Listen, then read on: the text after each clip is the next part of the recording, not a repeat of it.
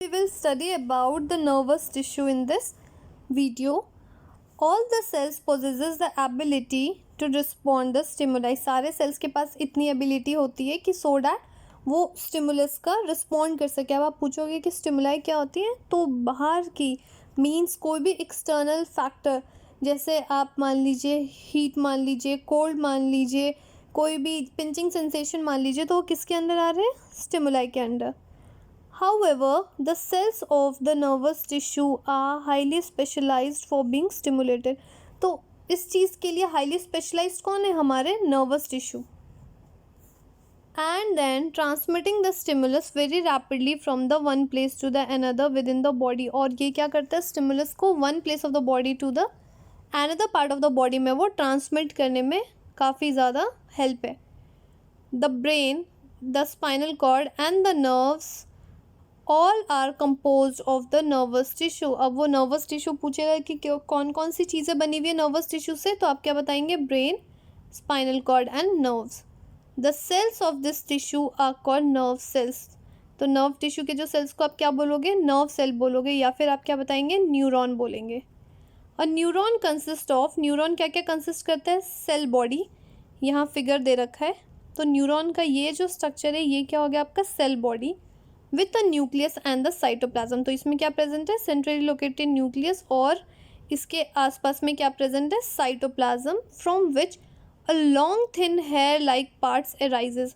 और इसके पास से क्या होता है, लॉन्ग थिन पार्ट्स जो अराइज हो रहे हैं. ये आपको फिगर 6.12 जो हम पहले ही देख चुके हैं. तो ये जो लॉन्ग थ्रेड लाइक स्ट्रक्चर है ये क्या है बच्चों, ये डेंड्राइट्स है, और न्यूक्लियस बीच में प्रेजेंट है, और चारों बगल क्या है इसके, साइटोप्लाज्म प्रेजेंट है. Usually each neuron has a single long part. Neuron के पास क्या हो गया, एक सिंगल लॉन्ग पार्ट है, उसको हम क्या बोलते हैं, एक्सॉन बोलते हैं. तो ये क्या हो गया, axon. And a many short branches, a branch part called as dendrite. और ब्रांच जो भी पार्ट्स है आप उसको क्या बोलोगे, डेंड्राइट्स बोलोगे. ये देख रहे हो, ये जो स्ट्रक्चर्स निकल रहे ये क्या होगा, आपके डेंड्राइट्स है.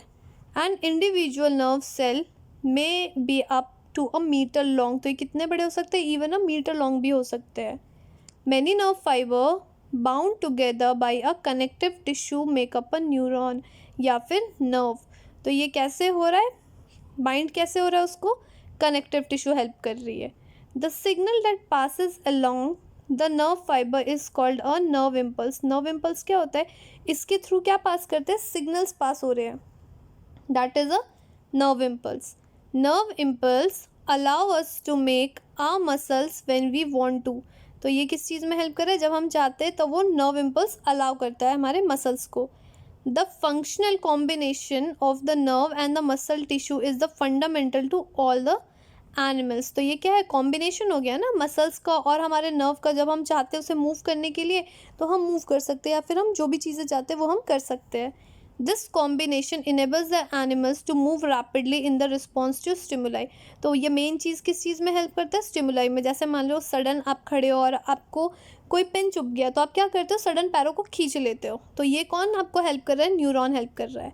तो बच्चों उसके बाद यहाँ पे कुछ क्वेश्चंस दे रखे, ये कंप्लीट हो गया हमारा. उसके बाद यहाँ पे 4 क्वेश्चंस दे रखे हैं, तो इसको हम देखते हैं. फर्स्ट क्वेश्चन है, name the tissue responsible for the movement in our body. हमारे बॉडी के मूवमेंट में कौन से टिश्यू रिस्पॉन्सिबल है. तो बच्चों कौन कौन से, muscular tissue, nervous tissue, the combination of both the tissues are responsible for the movement of body. तो मूवमेंट ऑफ बॉडी के लिए दोनों चीज़ें हो गई, nervous tissue and muscular tissue. The second question is, what does a neuron look like. तो इस चीज़ का ध्यान रखना, ये फिगर आपको बनाने के लिए आएगा, और जब भी न्यूरॉन के बारे में होगा तो आप डिस्क्राइब तो करोगे ही करोगे, उसके साथ साथ क्या करोगे, ये फिगर भी बनाओगे. फाइन. तो क्या बोल रहा है, a neuron consist of a cell body with a nucleus and the cytoplasm. तो ये क्या हो गया, सेल बॉडी हो गया. इसमें क्या क्या प्रेजेंट है, न्यूक्लियस सेंट्रली लोकेटेड, और इसके चारों बगल यहाँ क्या प्रेजेंट होते हैं, cytoplasm, from which a long thin hair like parts arises. जो लॉन्ग थिन हेयर ये जो पार्ट्स है ये अराइज होता है, that is known as dendrite.